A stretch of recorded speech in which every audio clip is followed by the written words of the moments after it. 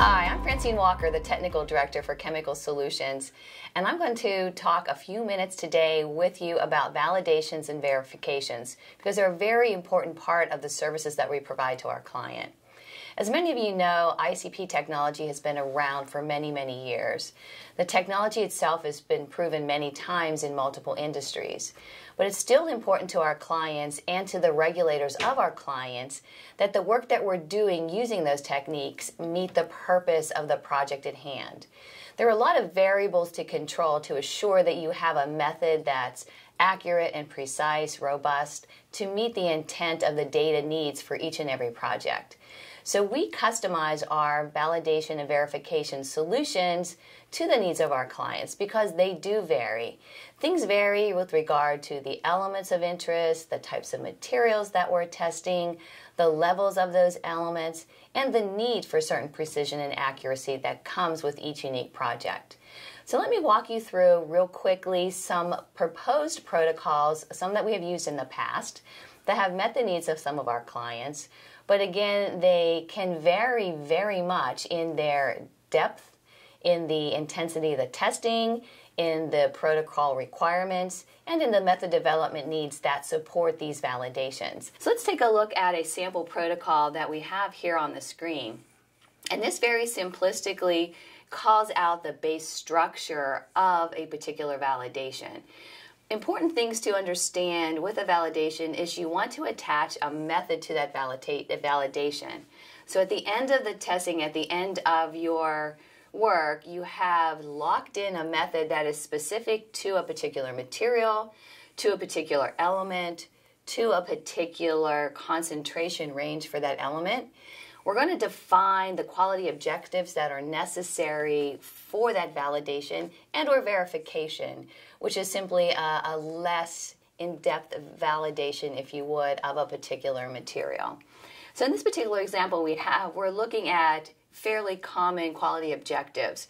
We're looking for accuracy, precision, more in-depth precision, intermediate precision, robustness, ruggedness may be part of any verification or validation that we do. Certainly specificity is a very important component with any sort of testing that you're doing. We're going to make sure that the limit of detection and quantification are, again, appropriate for the needs of the material and of the elemental testing that we are performing. And certainly we want some sort of linearity and system suitability requirements to be built in. So what you see is a very simple solution that we have developed. It's very simple for us to follow and understand. It's also very simple for auditors, regulators to follow as well. So we're going to call out in this particular criteria the objectives that we just talked about. We're going to assign in a nice, clear, easy to understand picture what the measurement activities we're going to perform to support those objectives that we're going to define. So in the case of accuracy, we're looking in this case for 3 test samples at each of 3 levels, which are defined at the bottom of the page for the elements of interest. So we're going to be measuring multiple replicate tests for those elements at various levels that have been defined with the help of our client and the project needs. We're going to provide the specification, what would define a qualified or an acceptable validation for each of the individual quality objectives. So in the case of accuracy, we're looking for a recovery at each of those levels, or at the mean of each of those levels, between 85 and 115%. So we would define this piece of the document that you see as the protocol, which we would agree upon and have signatures on prior to beginning the testing. And then at the completion of the testing, again, for simplicity's sake, we can provide the results of those specifications directly on that same sort of formatted report. So you'll get the summary of the results showing that they are or are not within the specification ranges, clearly defining whether a particular objective has been met or not met. You'll get the summary in a very simple sheet, as you might see here, with footnotes at the bottom, clarifying, again, in very simple and easy to understand and easy to present to auditor form. So you'll see that on a single page. supplemented with any notes or deviations that may have been encountered during that testing process, along with the outcome clearly showing that the validation criteria has been successfully, or in some cases unsuccessfully, met. Unsuccessful validations would result in some additional method development work, and at the end we would come to a conclusion where the validation criteria hopefully would be met for all purposes intended. So when you're doing a validation, we can customize each of these quality objectives and the activities and specifications to meet the appropriate needs.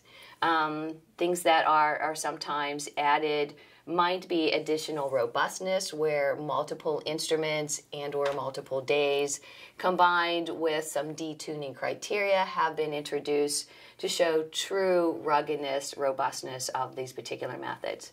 So all of this is started with a protocol that would be included in the first 3 columns of this report. Again, these are the results, the outcome of those tests, but that is all supported by a myriad of data that our analytical group will collect. You will also receive, with any validation work that we do for you, the raw data summary, such as you might see here, where at the end of the validation, with a particular method that we have been validating against and may have developed for our clients, you'll see very clearly the element of interest with the regression preferences for that particular element when it is other than simple linear. You will see the mass that has been clearly defined for the element, so that is quite clear and very locked for the particular method.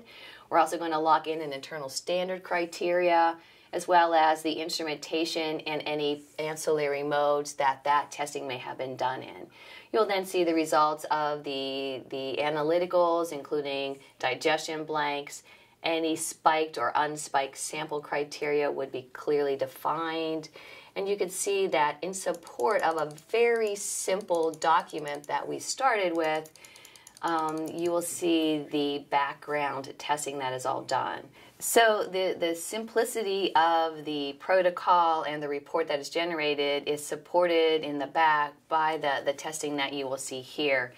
And again, you'll see first analyst testing in support of accuracy and precision requirements. You'll see results of second analyst testing, which are in support of some of the precision, intermediate precision activities that we do.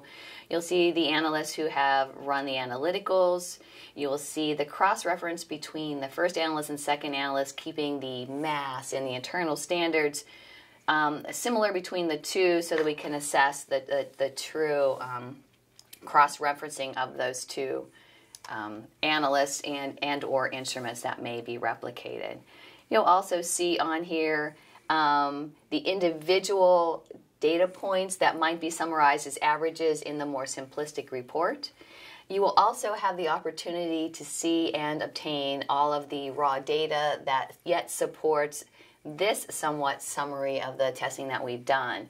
So that is available. You'll see the linearity of the calibration. You'll see the calibration curves, the individual points, all the regression and instrument parameters that are associated with the testing. So again, verification and validation are very important to FDA submissions. They're very important when you're talking to the validation or the appropriateness of behavior in support of any of the project work that you're doing. So we recognize that we support a lot of different industries, we support a lot of different people with varying needs.